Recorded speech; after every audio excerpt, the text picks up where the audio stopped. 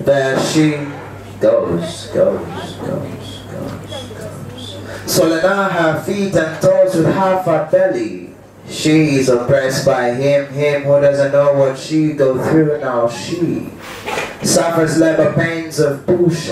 It's not coming out, push. Suffering segregation with nothing like impression. Marriage is breaking as men can no longer handle this condition, thus resulting in two separation. Though arrogant and ignorant, they continue to laugh as if it's fashion or that lively, even in percussion. Now hope you tell your neighbor about her being feminine, and at times hard for them to take a decision. Others lack the information, so they never find the right prescription to their birth canal suffering complications.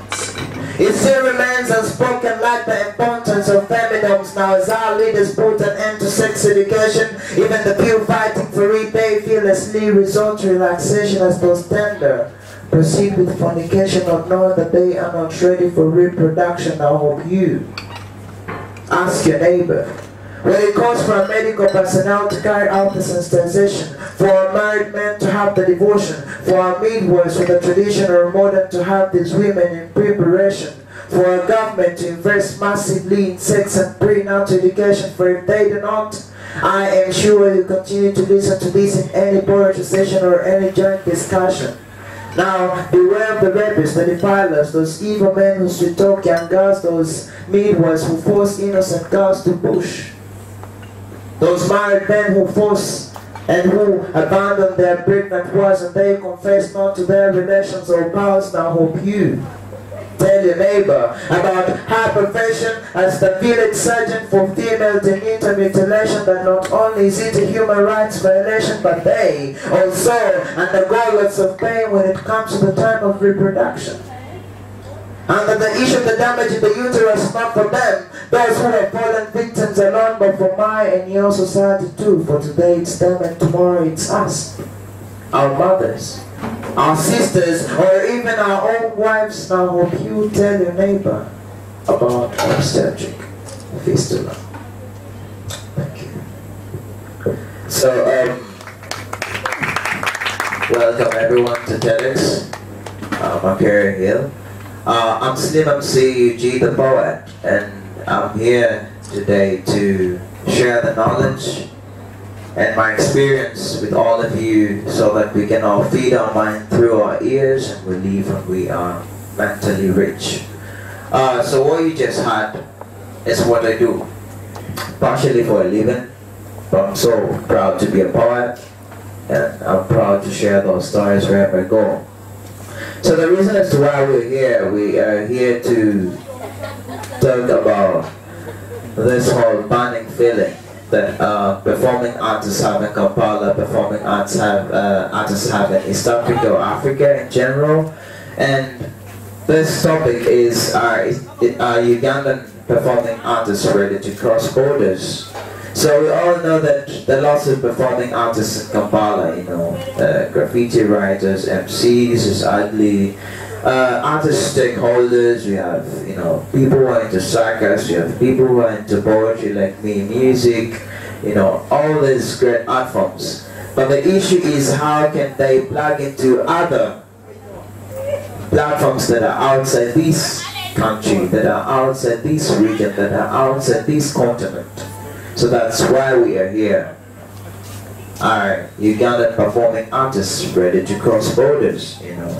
So what we want us to look at is the process of crossing borders, and I believe that a few artists that have managed to cross borders, you know, mostly those are mainstream artists who are yearning to get onto these platforms, yearning to perform, yearning to get there. But then what happens to the huge percentage of artists that are left behind who would also want to share their stories? Now, because those that are into the mainstream have hit on these platforms, and the world out there is saying, we've seen these artists and we are kind of fed up. We need new talent, we need new stories, we need new experience to come through. So that's why I'm here. And first of the things I want to speak about is the content. our content is very important. What we want to share with people out there is what puts us out there, is what forces people to hunt us down, is what pushes people to look for us. If you're not good at what you do, people might not be interested. If I don't have what to share with you, I cannot embrace this platform. So whether I can born in gratitude or not, I won't get the platform. So content is very important. What we want to push out there should be the first point that we need to look at as performing artists, or people who are budding in that field, to say, I should be able to have the right and appropriate content to share, to push outside there. Then, besides the content, is what kind of stories are you sharing with people out there? What kind of field do you want them to have? And are you appropriate for the audience, or you're not appropriate for the audience? Because lots of times you have artists being booked to perform. Now, this is a festival, this is a concert, it's an event, and it depends on each artist that has been booked to perform, that they will either pave the way for other artists to come through and perform and share their experiences, or that's where it will stop. So it's as good as we want to book you, but you feel that your talent or your content or your album or your art is not appropriate to the audience. So how then do you pass on the opportunity to someone that is much more appropriate to serve the audience?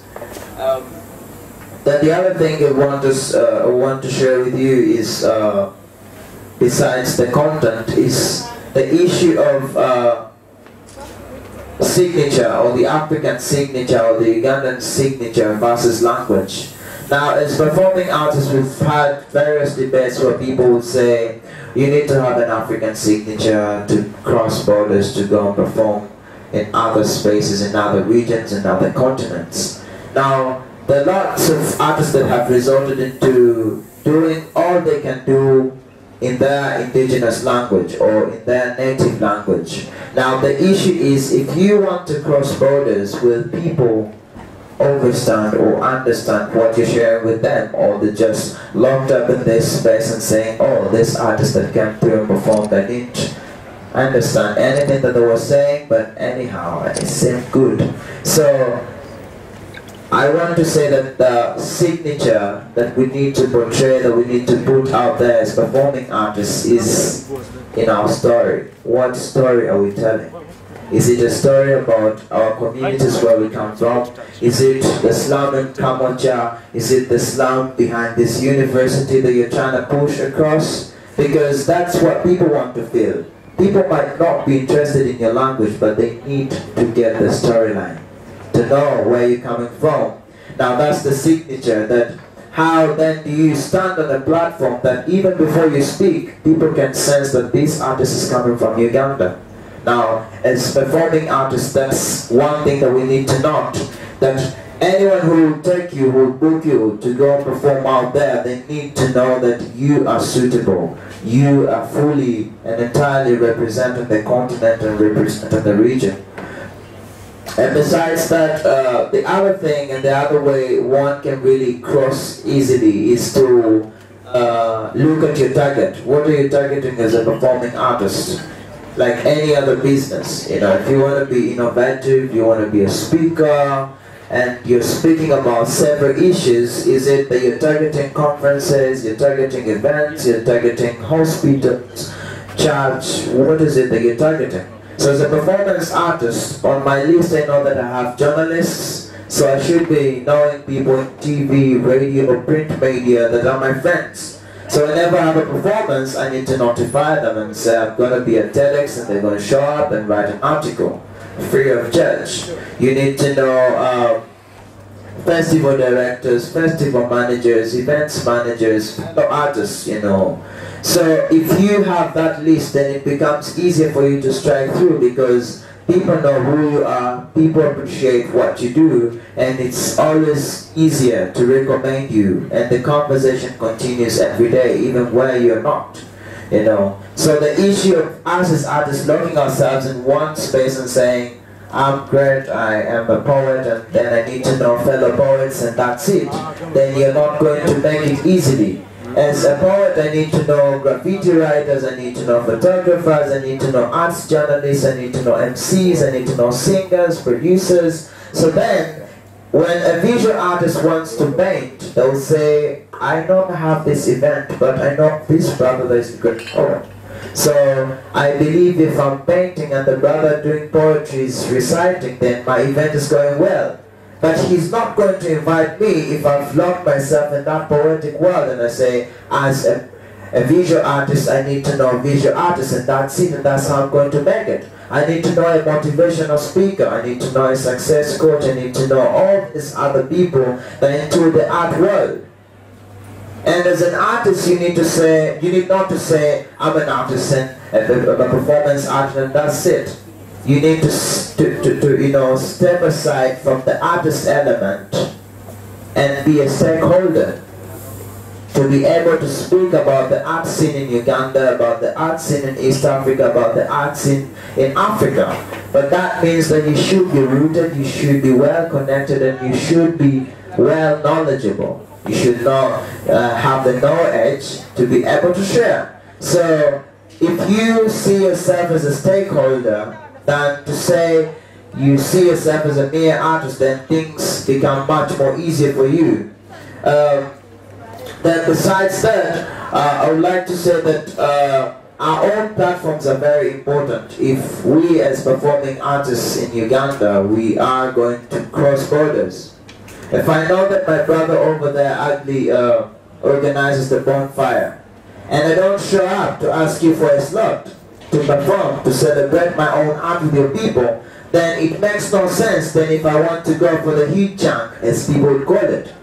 So we want to go perform in Kenya, perform in Tanzania, perform in DC, perform anywhere. And we do not embrace such platforms, then it means that it's hard for us to cross borders. If you want to go and perform on TEDx in any country and you didn't come here to celebrate your history, then it doesn't make more sense. So, allow me to end by saying that it is important to first grab the goal that we have here, to first celebrate our own art here, to first champion it here, then it's easier for us to cross borders. But networks are very important. It depends on who knows you, who you know, that then you can be able to strike through. Thank you very much.